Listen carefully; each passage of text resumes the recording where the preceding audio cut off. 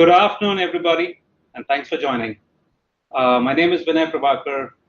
I'm a partner with Deloitte, and I run the alliances and ecosystems for Deloitte. And on behalf of Google and Deloitte, I welcome you all to this webinar.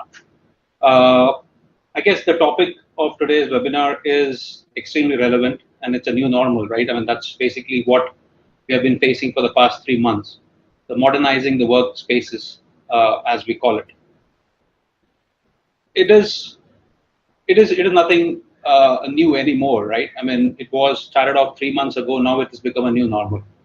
The pandemic has forced us to relook at how we think of business and how we run our businesses. Now, the best way to kind of learn, I would say, is to go from examples. And so what we thought was, as a part of this webinar, we would get a couple of our stalwarts from the industry to learn and understand what the new normal means to them. A new normal, when we talk about virtualization, it is not about working remotely. It also is about how do you conduct your business. What's the new normal in terms of digitization? How close can you get to your customers? So on and so forth. So there are many questions that need to get answered. So we have put together a panel of industry experts who do this for a living, who consult and help clients do that as well. So we got Rajiv Singh, who's a lead partner with us, a senior partner with Deloitte, and he runs our automotive business. He's done this, he's consulted and helped many of our auto industry clients go through this journey, and so we'll learn from him a little bit.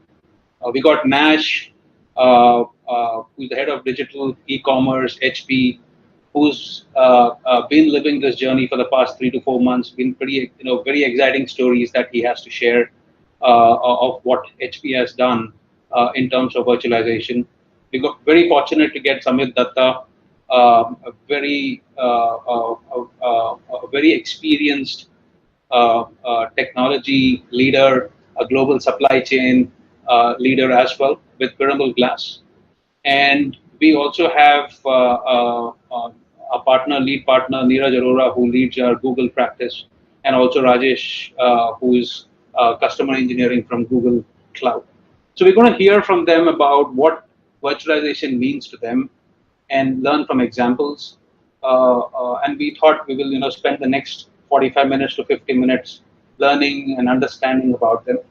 And towards the end, we have Q&A and the next steps, and basically we kind of do a closure. So in terms of a quick agenda, what we would like to do is play a video. So Google and Deloitte have, from a relationship perspective, have a global relationship, and we want to kind of talk about what it means to India business. So we'll have CEOs from Deloitte India Consulting and Google to come in, and a small video that we'll play, and then after that we'll move into the panel discussion. So can we roll in the video? And thank you again, everybody, for joining.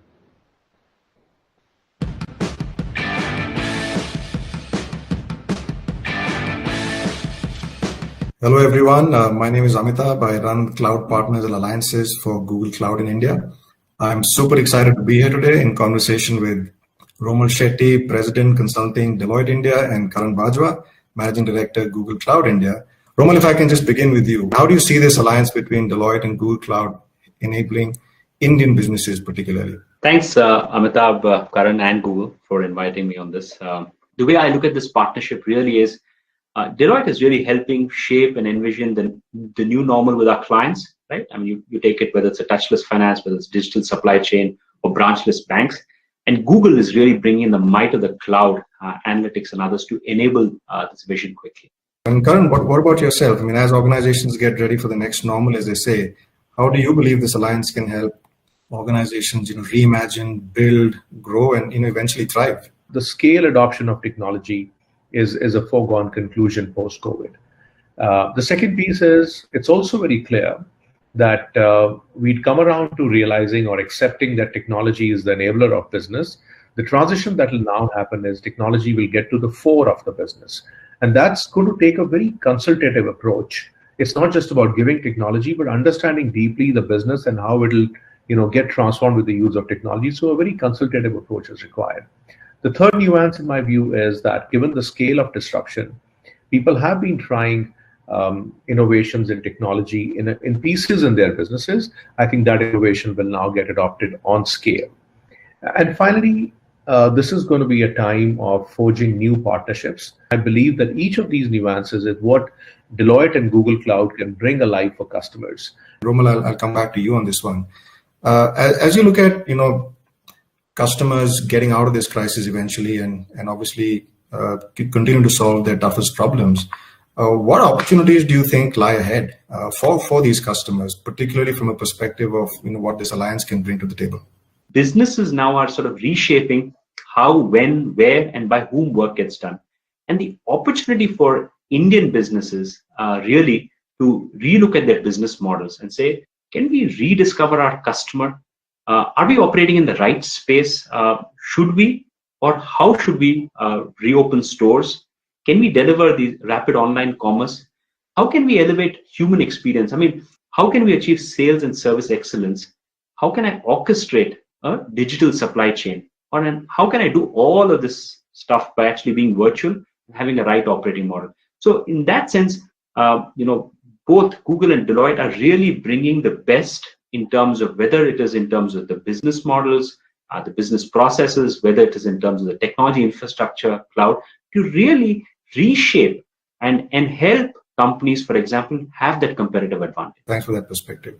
And Karan, coming back to you on the same question, in the sense that from your lens, what opportunities do you see coming out of this in terms of what customers can expect from this partnership? Very strong consulting and professional services capability of Deloitte, along with the technology capabilities that Google brings, is going to be a key anchor in helping customers meet the scale of the digital aspiration that they want to now go out with. Both organizations are working together to help companies build a virtual workplace of the future, so they have high quality access to mission critical applications, as I said earlier, by leveraging key technologies like VDI, etc. from Google. So that's a consultative approach plus a technology. Contact centers of the future, that's an interesting nuance. Deloitte will build on the contact center AI capability from Google to really deliver customized solutions for specific enterprise needs, which include improved customer experience, personalization, and ongoing support to customers. Collaboration is another interesting one. Deloitte is helping Indian clients integrate the Google Cloud collaboration capability, which is G Suite, into their organization. And that's a fundamentally cloud native capability.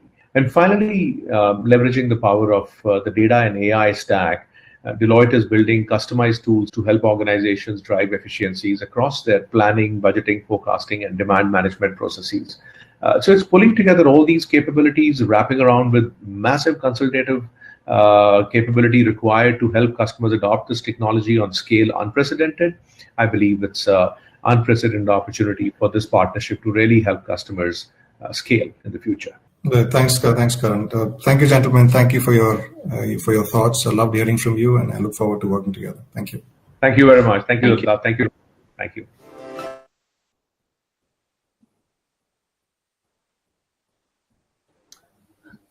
What profound insights. Thanks, Karan, Romel, for this message. Good afternoon, everyone. I am Neeraj Arora, partner and Google Alliance leader for Deloitte India. I'm extremely excited to host this specific segment of today's discussion. We are all in the midst of extraordinary times, not only for our teams, colleagues, and customers, but for the world at large.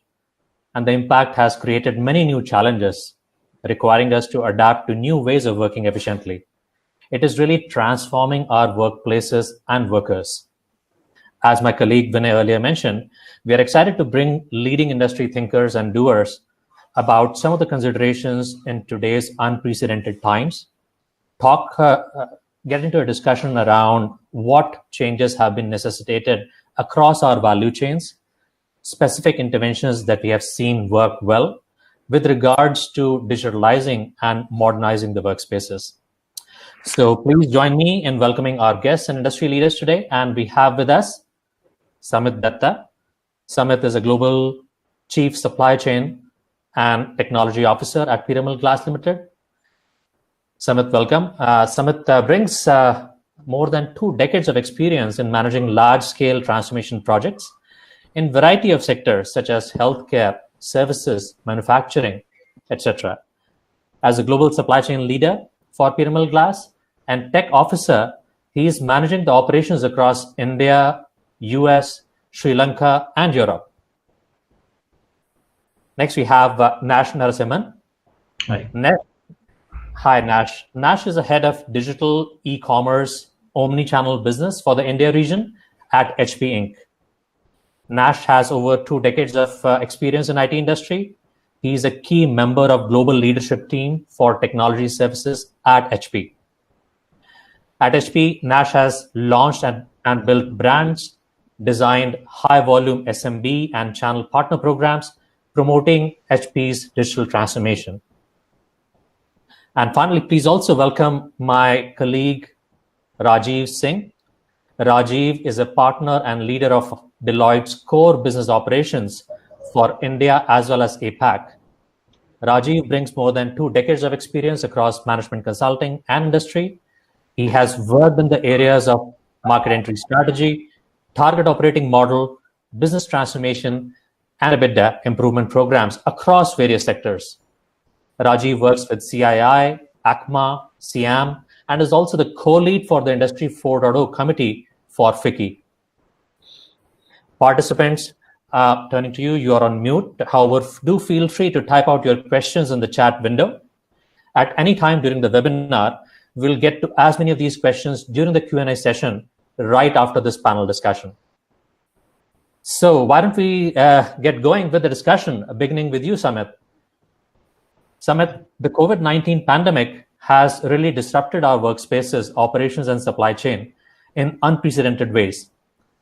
Curious to know as to how your organization is really adopting to work collaboratively and remotely in this new normal.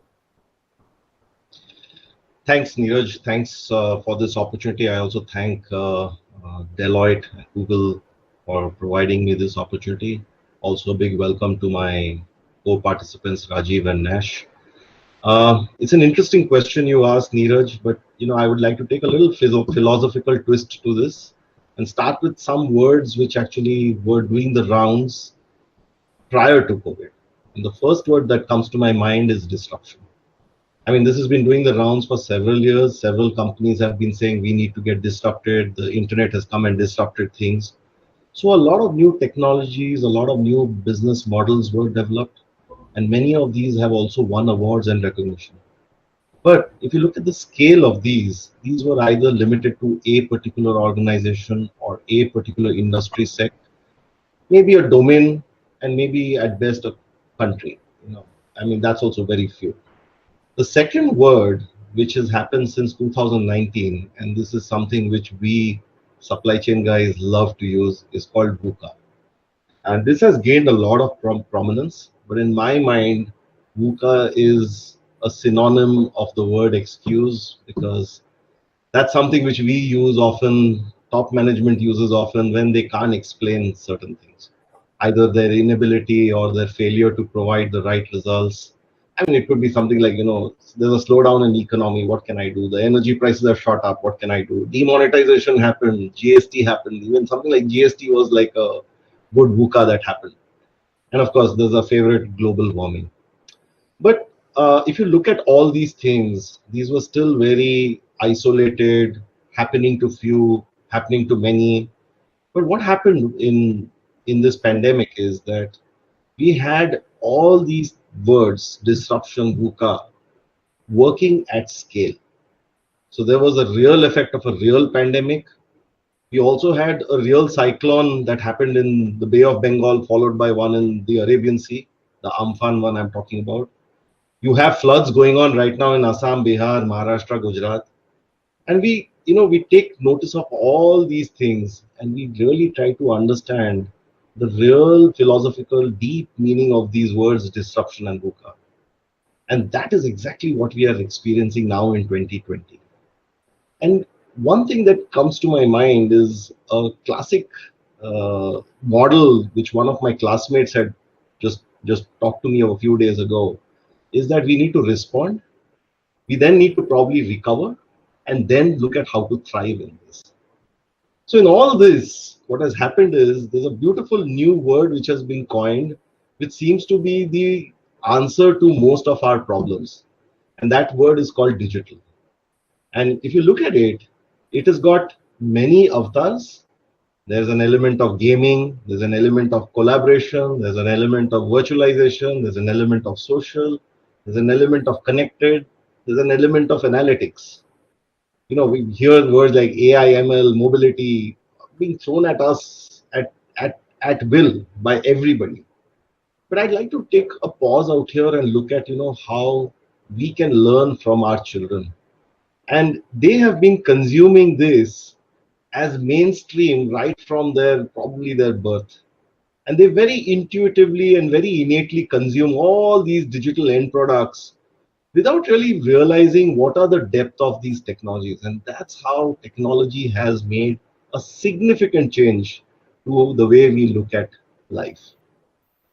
So now let me come to the question that you posed to me, Neeraj, which is about, how did we do in the manufacturing and the supply chain? I'll tell you, I have never been pampered so much in my career as I have been in the last 3 months. That's simply because, the supply chain folks and the IT and the technology folks suddenly got very well noticed by a lot of the organization and especially the top management. And I'm really not complaining about this. I think it's great because often we've called the help desk guy and yelled at him because our laptop was not working or some applications not working. We got yelled because we were not able to supply a particular package to a customer.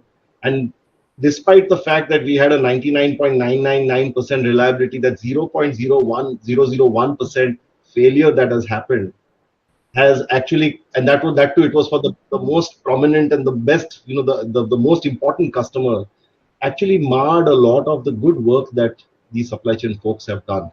And suddenly, when these disruptions have taken place, even a 5% failure has been lauded and congratulated because we've performed much better than most of our sales folks, who poor chaps have seen probably a 20% reduction in their demand. So it's been a little interesting, and it's been a little rewarding at that as well. So now let's talk about the point that you talked about, a normal.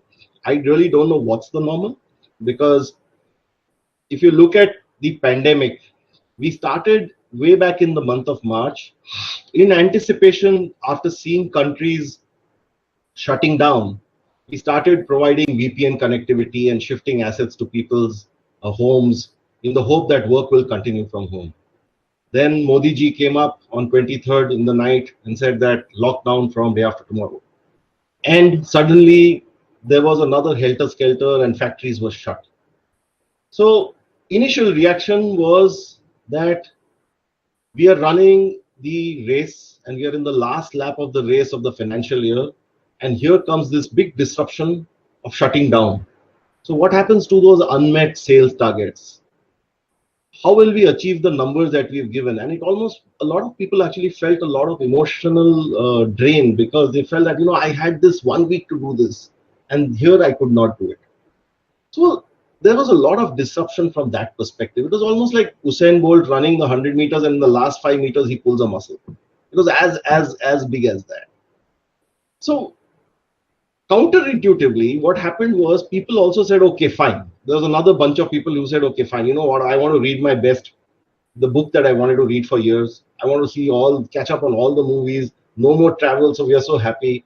Many of them did yoga, went into meditation. But look at what it is now. I don't know anybody who is not working 12 hours continuously. So what we thought is that we're going to catch up on a lot of things, a lot of, catch up work on many matters that were important in the bucket list, has suddenly become all out of the window, and we're all moving from one Zoom call or one Google call or one call to the other call. And that's how life has become stressful. And you think about it, this change, what happened in the month of April? In the month of April, we realized that, by shutting down our factories, we had actually caused a lot of losses to the organization, because there are huge fixed costs that need to be fueled. So we said, okay, we'll start. But then we had the stick wielding happy cops who had not been, using their stick for quite some time, as well as the babus who were actually given responsibility to ensure that, they do controls of all human safety and health in their particular districts or in their collectors' jurisdictions. They became holier than the Pope suddenly. And this kind of disrupted, again, a lot of life. So you had a lot of labor moving out. And, this is one tragedy that India needs to really be, worried about, because that's really something which happened. So you had a lot of people moving out. So you were now ready to start, and you had a lot of other disruptions that took place. These were also very man-made disruptions. So when you looked at it, I remember in the month of April, the whole month was spent in trying to write to the local government authorities, write to the ministries, and get just basic work started. So when we started getting the work and we got our factories up and running, the next problem to solve was, how do you manage the raw material? Because sand is not a raw material, chemicals are not a raw material, which is an essential product, but you're producing something which is glass bottles which go into manufacturing medicines, which is an essential product. So a lot of interaction, working with a lot of remote people, working at mines, working with SMEs, trying to get connectivity up. These were some really interesting challenges, and I have to admit that given all these things, India actually has done quite well with respect to connecting the people out here. So we finally managed to get our factory running. We finally managed to get our raw material running. But once we produced, we did not again have transportation to send it out. We managed to get the transportation up. We realized that we don't have a customer because he was either shut or he simply vanished. So this led to classical supply chain problems of inventory mismatch, excess costs, overburdening of limited resources. And all this actually created a sense of inconsistency where there was really no guarantee or no promise that what I have produced will finally go out. You look at the month of May, the intensity shifted from, now that the plants will run, they will run in limited manner, but the migrant labor had gone. You had really no problem. You had really no solution. You were really literally picking people from the roads to get work done. We ran into a huge skilling issue because what we have been producing with our skilled workforce was no more there. But still, we had to get the wheels going. And in order to get the wheels going, you actually had to spend a lot of time and effort in trying to reach out, train, and stuff like that in very short period of time. Look at the month of June. In the month of June, I think many things have normalized, but now you have imbalances because you have a current account surplus. So you have fewer containers being imported in the country, and you have far more exports, so you really don't have equipment. So I think, as the country and the government has changed from Jaan hai to Jahan hai, then Jaan bhi to Jahan bhi, and now it is Atmanirbhar Bharat and becoming vocal for local. The normals itself are changing tremendously. So there is nothing known as a normal anymore. I think it's becoming abnormal. As supply chain folks, we have been solving the same problem innovatively day in and day out. What I did yesterday, there is no guarantee that it's going to work tomorrow. And this is what has been life for us. Exciting, on the fast lane, but also extremely draining.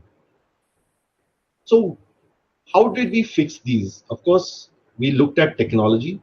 Typically, the way technology was managed or the way technology contributed was that it would solve 80% of the solutions. Sorry, 80% of the problems, and managers would solve 20% of the other problems. But now that Pareto has got inverted, and the ask that we have from technology is that you solve 80% of my problems that I'm having, which normally has now become the 20% manager issue. So it's the same equation with trying to solve these same problems, having the same flexibility. So the technology has to become equally flexible, remote, and it has to be very intuitive, like how our kids use the systems. So if you look at it, how did we respond? And that was the question that you asked, Neeraj, is that we really looked at the tenets, and that's where somewhere the group values of the company that I work for came into play, and which is knowledge, action, care, and impact. What we realized is that your responses of the past that you did for the disruption in the VUCA world came into play. They were indeed messiahs which came as big helping hands.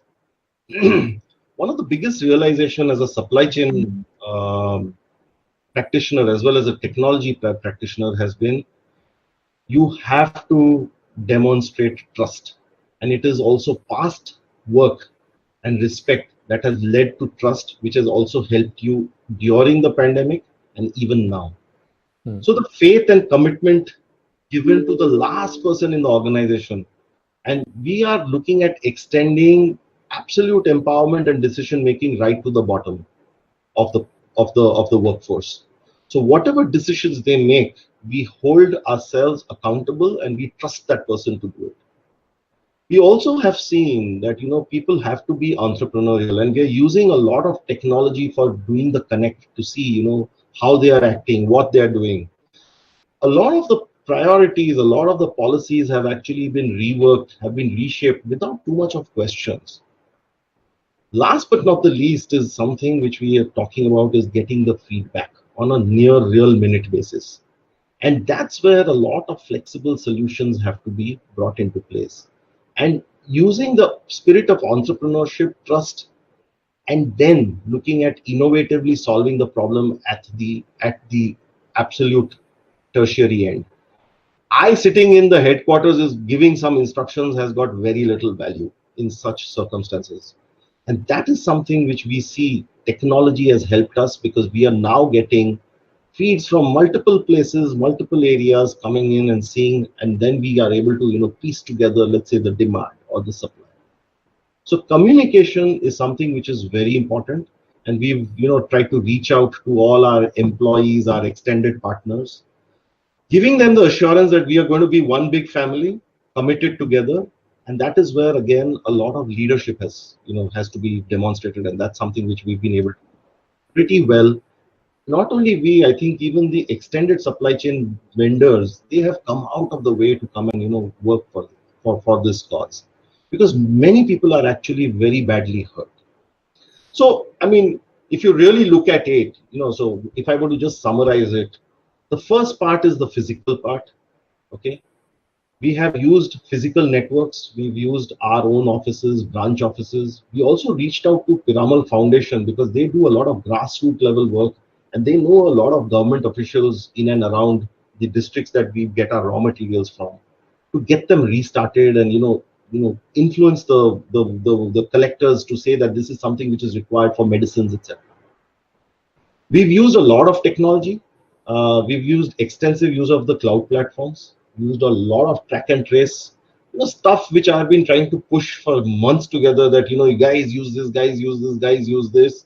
I think the pandemic has come and really helped me in getting a lot of these things done, because people started using this like small kids because they were intuitive.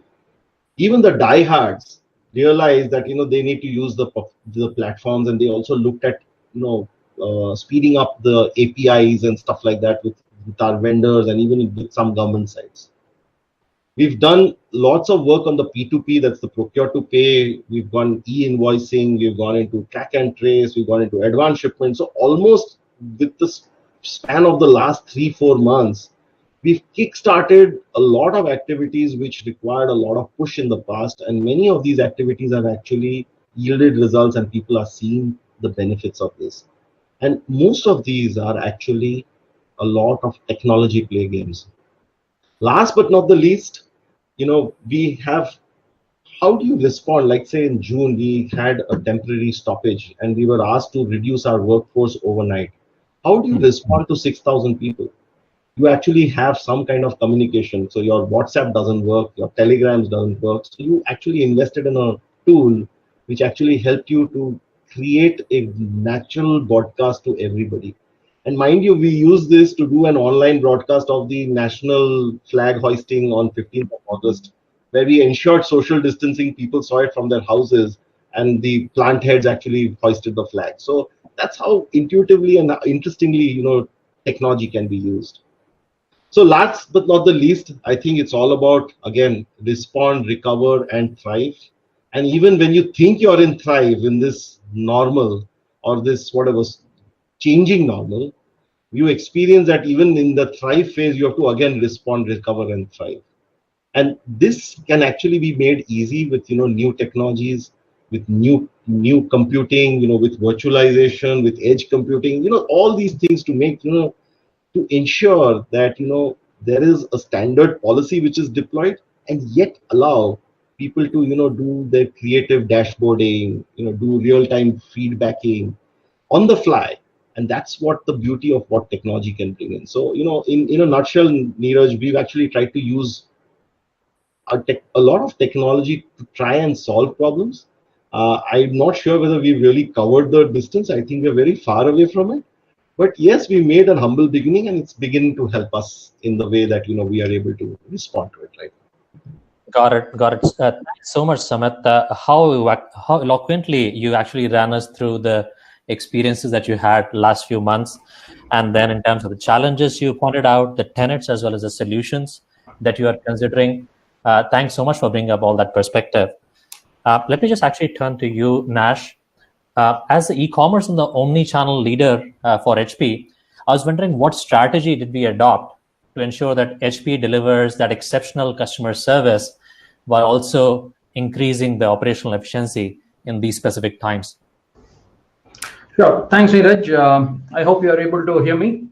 Yes, please go ahead. Thanks for the opportunity. And so I'll just sort of frame my answer in 2-3 parts. First is, this is the new normal. And, the first and the most important thing for us is the health and safety of our employees and customers. So we run a fairly big operation in India, and we have factories, we have supply chain, we have last mile delivery and partners. We have stores in about 600 cities. So, sorry, 300 cities, 600 stores. So it's first is health and safety is the most important thing. The second one I would say is post-COVID, I don't think there is anybody here who has not used a PC, because our entire work has gone to home. Okay, any white collar job has now gone into home. Whether you're a student or a teacher or a work from home professional, you just realize the smartphone is not enough. You need a PC, and you need to continue to work your 10 hours or 12 hours a day. You need a PC. So PC has actually become a necessity, even though sometimes the government doesn't recognize it from an e-commerce standpoint. But PC has really become a necessity for any white collar job. So what has happened in the new normal for us? Okay, the first thing is many of our customers are unable to go out in a lockdown to buy a PC. Okay, and this is where the work I do in my organization gains a lot of significance. I think Samit said that right for that 80-20 rule. I like the way he said, in other times, we are like 20%, but now suddenly we are at 80%, right? So things like online store and omni-channel business become very important in a lockdown. So, for example, I ran the online store. Before I even go to that, we did certain things from an end customer standpoint, which to support them. First is for SMBs, we gave a 1-month free help desk for any brand of PC or printer, so that they feel comfortable that you can talk to at least one vendor to get their fixes on the PC. The second thing is in the online store, we collect money on the web.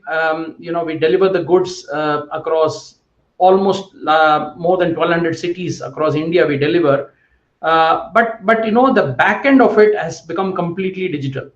The support and it has become virtual, right? The web support, the chat support, the chat bots, the WhatsApp support. The voice call, every one of this, and the rise of digital payments, everything has become really, really big time, okay, in that. But what we had to actually do was, we have to ensure in the pin code where the customer wants the delivery, we are able to deliver. So we used to jokingly call this as factory to family. We have to take the PC from the factory and deliver to the family. And so you need to know 29 state government rules. some are in Tamil, some are in Bengali, some are in Hindi, and you need to read them. As he said, the last police constable and the collector there, you need to know how he allows the e-commerce thing to happen there to deliver. So that was a big challenge, but I think we kept a dashboard. The whole thing was monitored on a dashboard from factory to family, and we could just spot out everything from logistics to warehouse to last mile delivery to logistics service provider to social distancing rule in each warehouse, etc. So that was really a sort of a work we did, which is completely digital in nature, I would say. The second part is omni-channel, or the stores. How do we make the 600 stores in 300 cities sell? We moved to, we are partnering with big companies, including Deloitte. We also work with Google. And, we do work, we completely digitally handhold the customer from the search, which is like HP store near me, to online ratings and reviews of each of the stores, to features like click to call. I think somebody was talking, I think Karan Bajwa was talking about the AI of the call center. So we use some of that. Click to call, and getting the leads on the lead management system, to requesting video demos because they can't come to the shop. They can do video demos, to showing real-time inventory of stocks in the channel to our customers, and also billing and delivering the product to the home without them coming to the shop. So if you see this, there's a lot of backend technology on this to make this happen. But we are happy that we were able to build the digital infrastructure both in the physical channel of retail and also in the online channel to take care of the new demand. And I would say we are in a quiet period, so I can't talk about results, but I can say we have been reasonably successful as a company on this. So that's it on this part. Yeah. Got it. Thanks so much, Nash. Factory to family. Interesting way to portray that. Thanks for bringing that perspective. Participants on the call, I am across the questions that you have posed. Please do keep writing those questions. We'll take these up as we go along through the rest of the session as well. Rajiv, as I come to you, let me just try to bundle in one other question as well. So as a leader for the core business operations who works pretty much across sectors, what in your opinion are the toughest challenges and opportunities for clients in the new normal? So maybe just 3 or 4 key perspectives that you have seen. Yeah, good. Thanks, Neeraj. It was really a pleasure to hear both Samit as well as Nash speak. As Samit was speaking, what was crossing my mind is a WhatsApp message which was floated, I think, about a couple of months back, which said that who is the biggest digital transformation catalyst. And it said that the chief digital officer, CEO, and it said COVID-19. And we know what was the right answer out there. So Samit, I think no answers for guessing that right, but no gifts for getting that right. But see, I think COVID has been really a big transformation in that sense. And one more quotation that came to my mind as I heard Nash and Samit was, someone said that there are decades when nothing happens, and then there are weeks when decades happen. Okay, and this is what we have experienced actually in the last 16 to 18 weeks or 20 weeks of lockdown that we have seen now. So actually what we have seen over the last few weeks, companies and businesses go through is some real big transformation. And coming back, Neeraj, when you said what are the biggest challenges, I think challenges no doubt we need to look at, but what was also important was what kind of opportunities the businesses saw while these challenges came. So coming to the challenges, I think the biggest challenge the organizations first realized when COVID or pandemic hit them was in terms of business continuity. And while they thought of business continuity, even before that, they thought about their own people. And very rightly so. I mean, what Samit and Nash said was very, very appropriate, that all the businesses across the entire country really thought about people first, infrastructure, facilities, and so on and so forth, and took all the right steps in terms of getting things fixed at the first point in time from a safety perspective. And immediately what they started thinking about was business continuity. They said that, okay, just like Jaan hai to Jahan hai is what I heard Samit say, which was the first motto. And after that, Jaan bhi and Jahan bhi, something similar. So then came the business continuity, and people said, okay, how do I ensure that I take care of my people, I take care of my infrastructure, but I also ensure that there is a continuity to the business in some sense. The next challenge that we heard even Samit speak about, for example, was market demand. So fine, I ensure that there is a continuity of business in some form and shape, but then came, how do I generate demand in the market, and how do I fulfill that demand? Even if there is a demand, how do I ensure that my parts or my products or my service reaches that particular customer or that segment of customers who have a demand? So it came and boiled down to all to do with the market demand fulfillment. The third challenge that came that the organizations were trying to address was more around supply chain resilience in some form and shape. The reason is because the way the parts were moving all across the country and the way the products are sourced, it's not like you source everything which is just in and around your facility. You get sometimes like both the organizations that we see, whether it is Nash or whether it is Samit, that the two organizations they come from, the supply chain that they have is pretty global in nature. Quite a few of things may also, while they may source a lot of things locally, but they also may have some global footprint out there. So how do you ensure that there is a continuity from a supply chain perspective?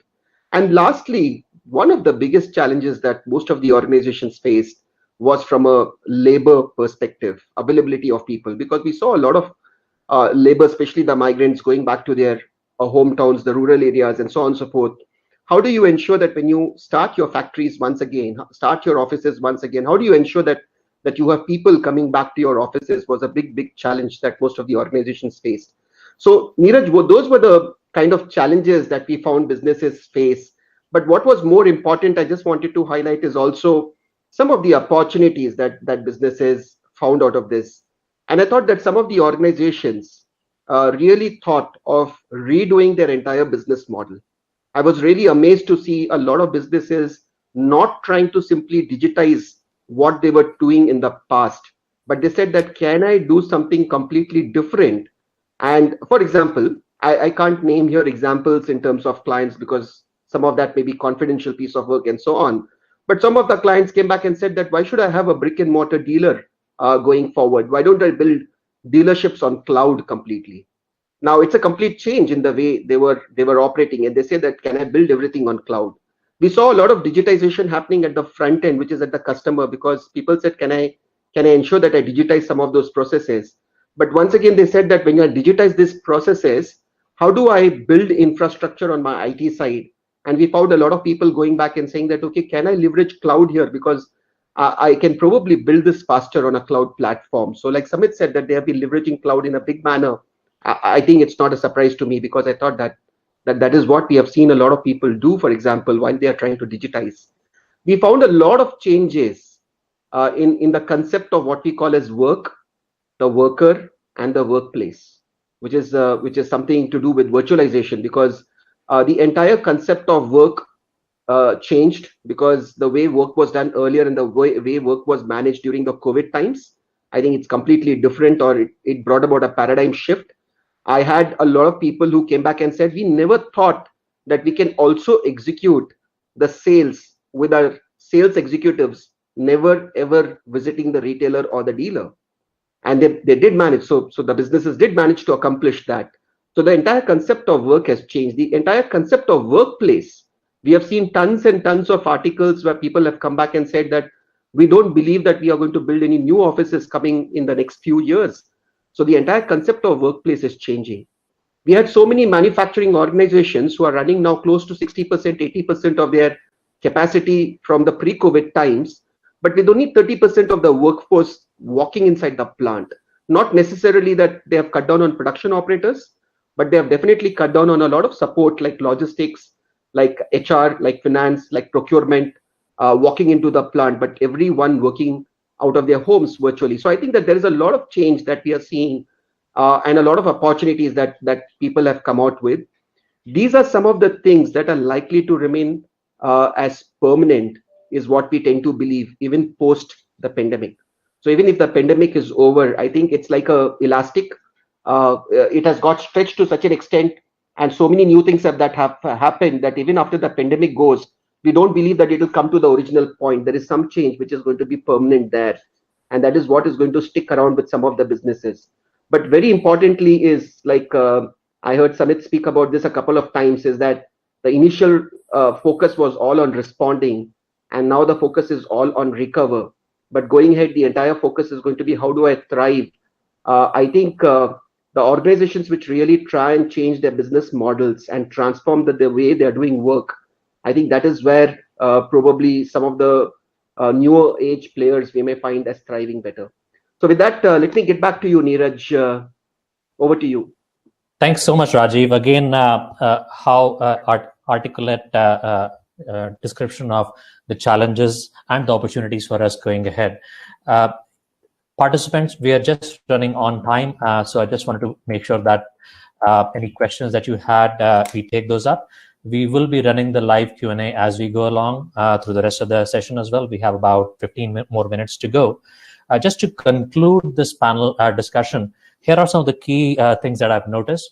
We talked quite a bit about the challenges that are faced by the manufacturing sector overall, from the consumer electronics perspective as well, particularly around managing the productivity at workplace, ensuring worker safety across the value chain from sourcing, material handling, manufacturing operations point of view. We heard some interesting perspectives from the logistics distribution perspective, sales as well as customer service. Also talked a bit about the HR admin related issues, other IT, finance, and perhaps to some extent R&D related issues. We talked about that. We also talked about the need for specific solutions from the point of view of operations, quality, maintenance.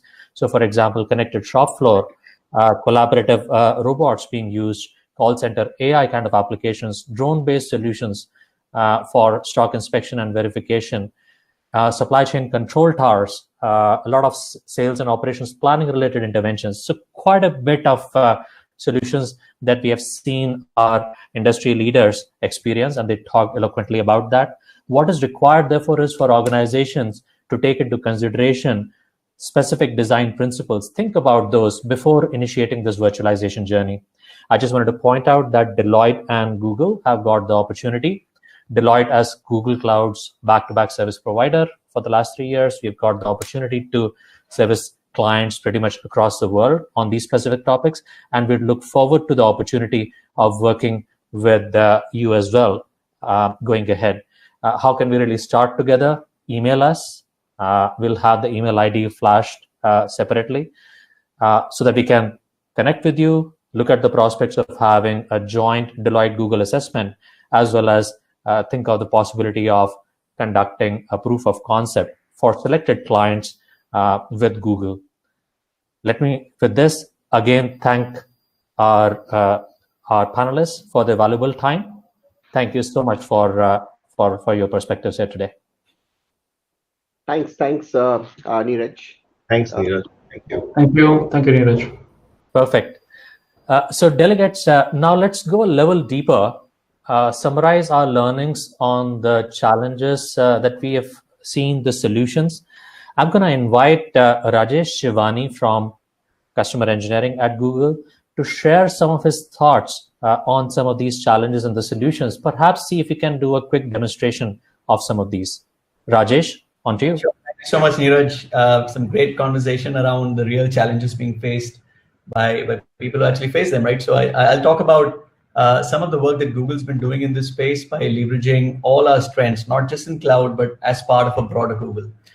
We've probably just got 10 odd minutes, so I'll keep it short and to the point, and we could always look at doing a much more detailed discussion if that is relevant to anybody who's listening in.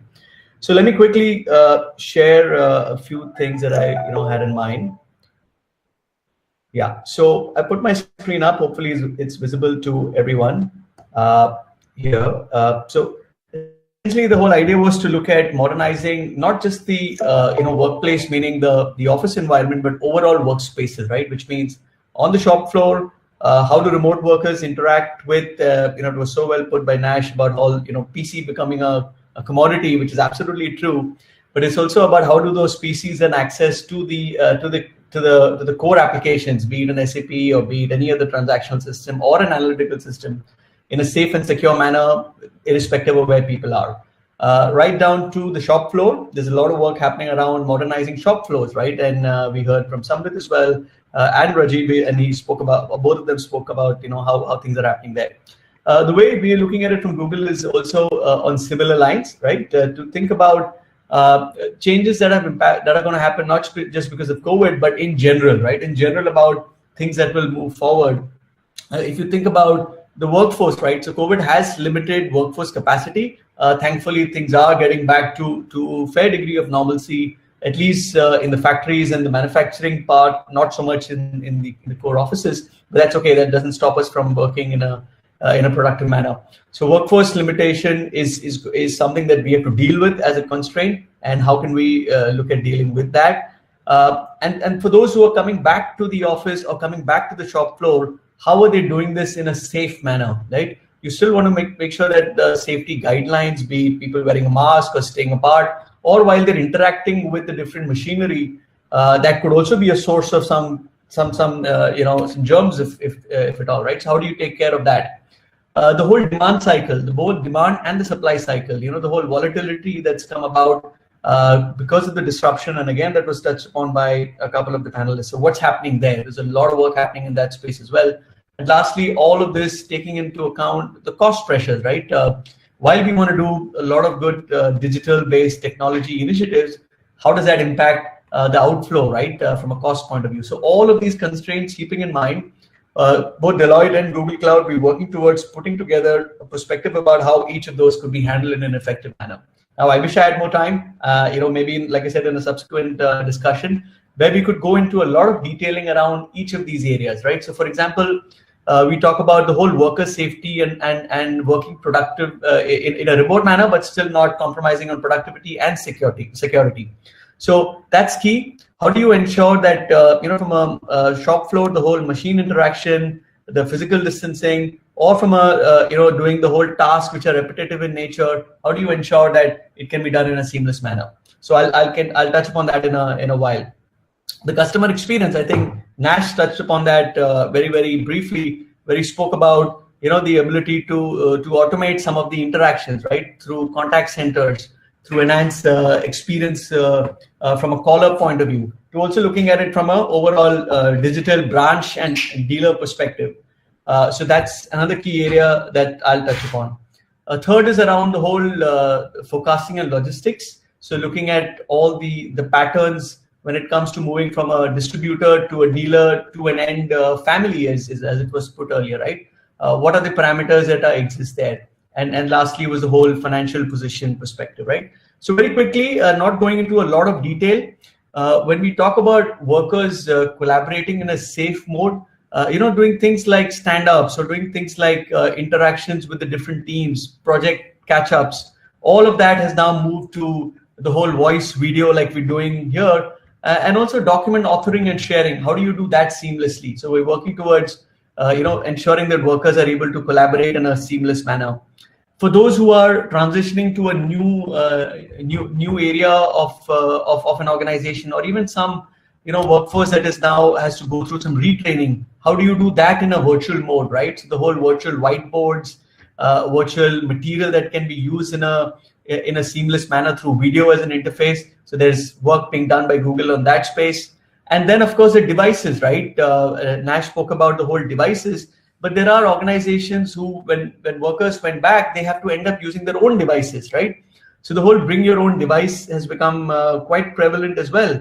How do you ensure that security is not compromised when BYOD type of initiatives are also being allowed in a situation like this? So there's a lot of work happening there. If you look at the first one, I spoke about giving workers access to the apps they need in a seamless manner through a virtual desktop or through productivity apps or through a larger app ecosystem that Google is building out. So all of this done in a completely what we refer to as a zero trust security model. So Google, in fact, built this and we use this internally for a long time now, something called Beyond Corp, right? Which is essentially saying, how do you access apps in a secure manner beyond corporate office, right? And without a VPC to an extent. So think about accessing all the core applications without having the hassle to go through a VPC and still having it securely as a Chrome plugin, right? So that's what Beyond Corp is enabling. Right access through the right device, and with all the network layer security protocols in place. So that's some investment we've done and actually rolled it out what we have been doing internally for a very long time, right? When it comes to the shop floor, things like visual inspection, right? So are people wearing a mask? Are they staying apart, as I said? So there is a whole visual inspection around worker safety.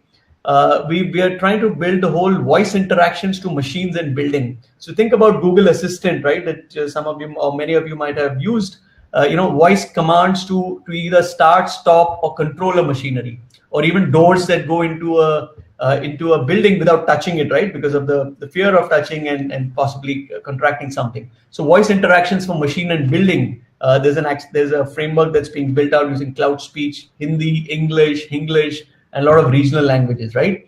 For production processes around quality, using again image, video data to determine if there is a certain quality that is being compromised.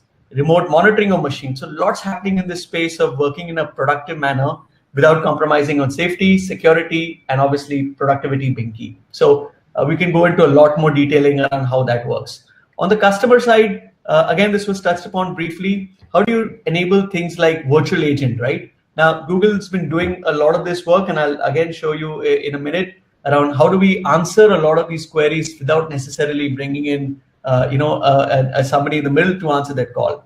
How do you look at assisting a live agent with the right set of tools and even recommendations to talk about, and then even understand why are people calling, right? So what we did was we created a framework called Contact Center AI that uses conversation as an interface that moves away from a traditional robotic pre-recorded voices to a more human sounding voice that can converse with a party on the other side as if they were talking to a human. So this is a technology that came from a project called WaveNet that Google's been using internally for a while, and now we've kind of packaged it as an offering in WaveNet that is part of the whole Contact Center AI. We moved from a typical chatbot, which is rule-based, through a much more intelligence built into it. All the technology that is running at the back for auto-tuning them on a timely basis, even doing knowledge-based integration, which means not just responding to a query, but even fulfilling a query, right? So if you're a bank and you want to do a statement request, fulfilling the statement request as an end-to-end seamless process, right? And of course, the recommendations I spoke about. So I wanted to quickly, in the interest of time, just show you a 1-minute view of how some of these things can actually come together. Sorry, if I could just play this video. Yeah, so just playing here in terms of how some of these things could possibly look like from a contact center experience point of view. So that'll give you a good perspective here.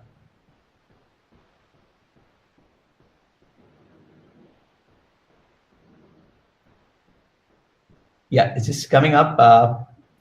Yeah. Hi, Krisha. Thanks for calling our bank. How can I help?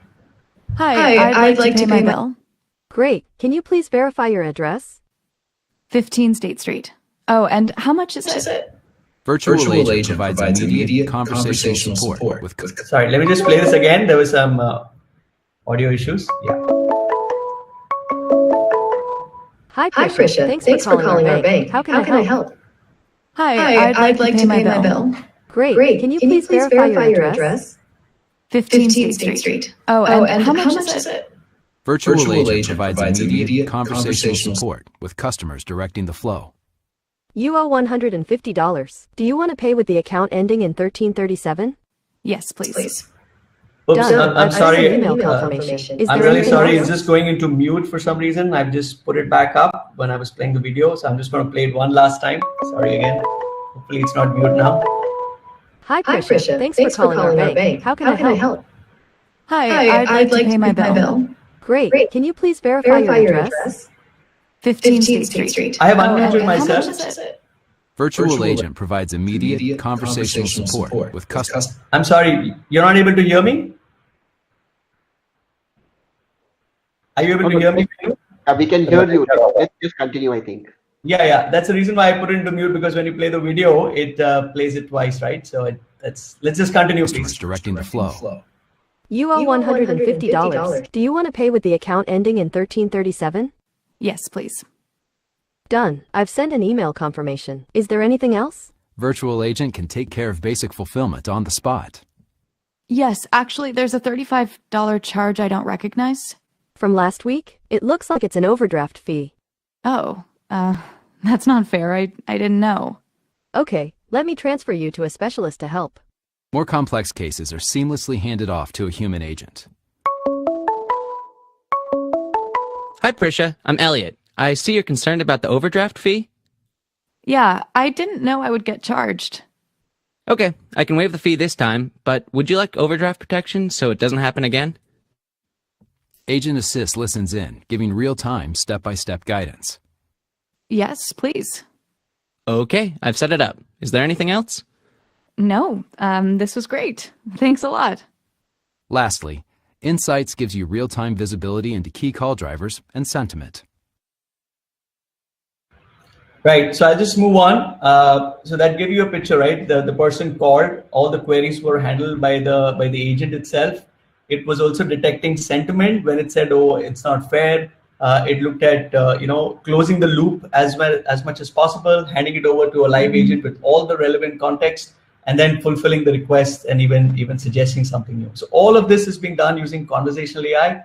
And this has become much more relevant when you have a lot more queries coming in a remote context, right? There's more happening here. I'll not go into it in the interest of time. How do we then look at doing a completely digital experience? There was again a talk about how do you do a virtual reality based trials, for example, whether it's a auto dealership or whether it's a laptop for that matter, right? So there's a lot of happening on the whole digital branch capability. And finally, on the overall logistics perspective, right? How do you do this last mile, transportation and optimization around that this uses a lot of work that Google Maps has been doing, for example, to understand traffic behavior and the patterns around that and optimizing things there. So lots happening. I'll stop here. Things around worker safety, productivity, overall consumer and customer experience, the logistics optimization, and then of course the overall IT costs and financial things that can be looked at. I'll hand it over back to Vinay to just conclude on this. So thank you so much. And I guess we had it's top of the hour. We just overran by about a couple of minutes, but I guess the topic was interesting. We did hear some good insights: plant operation, supply chain disruption. The common theme in all of this is the new normal forces you to think differently, to act differently, and possibly you would never have thought about it earlier. The situation has forced us to kind of relook at how we do our business. And I love the terminology that Nash used: factory to family delivery model. I guess that pretty much sums up our modernization of the workplace. Thank you all for listening in. Thank you all for staying back and overran by a couple of minutes. Sorry about that. But here we have an email ID here. If you have any questions or inquiries, please do feel free to reach out to us. Google, and again on behalf of Google and Deloitte, I thank you all for your time, and I also thank the panelists for taking the time to spend with us. Thank you very much, and look forward to hearing from you soon. Thank you. Thank you. Thank you. Thank you.